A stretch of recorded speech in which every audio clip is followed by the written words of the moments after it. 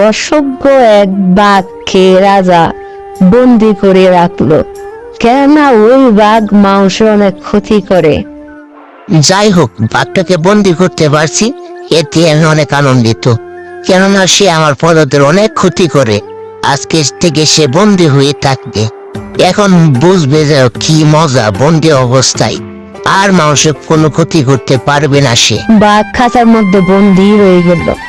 সে অনেক ক্ষুধার্ত, আর সে চেষ্টা করতেছে কিভাবে ছোটা যায়, এই খাঁচা থেকে কিভাবে বের হয়। দাওয়া দাওয়া ও ও দাওয়া দাওয়া দাওয়া দাওয়া ও ও দাওয়া দাওয়া আমাকে মুক্ত করে দেন না দাওয়া, আপনার দুইটা পাওয়ার উপরে দাওয়া, আমাকে মুক্ত করে দেন দাওয়া, আমি অনেক কষ্টে আছি দাওয়া। ওরে বাবা রে, আমি তোমাকে মুক্ত করে দিই, আর তুমি মুক্ত হয়ে আমার গার্মত খেয়ে দাও।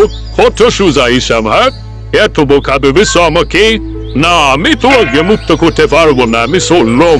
আফাওয়া ও ও আফাওয়া, আমাকে মুক্ত করে দেন না আফাওয়া, আমি সারা জীবন আপনার কাছে কৃতজ্ঞ বাহ, থাকবো। কি সুন্দর কথা। আমি তোমাকে মুক্ত করে দেই, তুমি বের হয়ে আমাকে খেয়ে তোমার পেটটা ভরে নাও। কত সুন্দর কথা। তা হবে না বাপু, আমি তোমাকে মুক্ত করতে পারবো না, আমি এই চললাম। এই বড় ভাই, আমাকে মুক্ত করে দেন না ভাই, আপনার দুটি পাওয়ার পড়ি, আমি সারা জীবন আপনার কাছে নিয়ে থাকবো ভাই। আহারে, বেচারা বাঘ কি কষ্ট না করতেছে।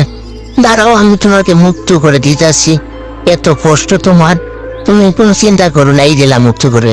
দাওয়া দাওয়া মুক্ত তো করে দিলেন, আমার তো অনেক ক্ষুধা দাওয়া দাওয়া, এবার আপনাকে আমি খেয়ে হলো দাওয়া দাওয়া, খেয়ে আমার পেটটা ভরে নিবো দাওয়া দাওয়া, আমার অনেক ক্ষুধা।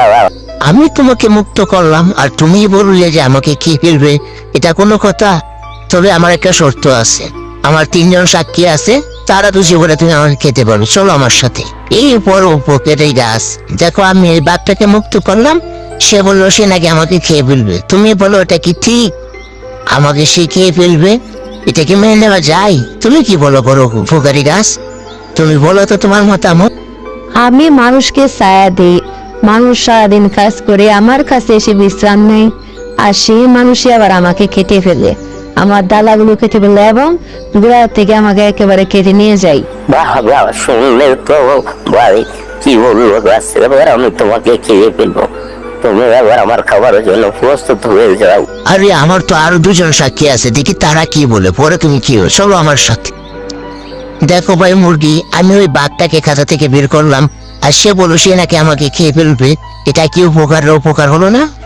আমি আর কি বলবো, আমি মানুষকে ডিম দেই, তারপর মানুষ আমাকে জবাই করে খেয়ে ফেলে, সবাই তো বেইমান। কি বলবো বলো?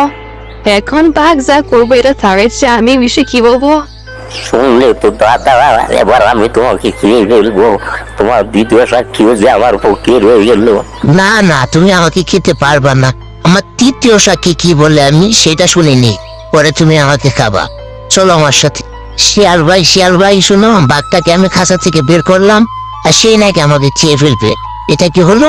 তোমাদের ঘটনা বা কথা কিছু বুঝতে পারছি না, চলো যে জায়গায় এই ঘটনা হয়েছে সেই জায়গায় যাই। এখন সব খুলে বলো, দেখি কি করা যায়, তোমাদের কি কোনো উপকার করতে পারি না কেন। তাহলে শোনো শিয়াল ভাই, আমি বাঘটাকে এই খাঁচা থেকে বের করেছি, এখন বুঝি সে নাকি আমাকে খেয়ে ফেলবে।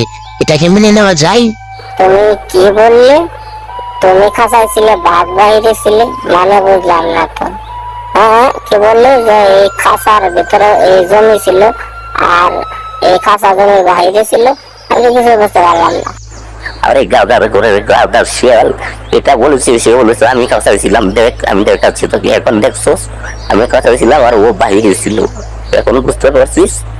যাই হোক, অটোমেটিক গেট লেগেই গেল, তাহলে তুমি খাঁচাই থাকো, মানুষের সাথে প্রতারণা করো না, এলা বুঝে মজা, তোমাকে আর কেউ বের করবে না। চলো আমরা ও দাদা, আমি তো মজা করেছি।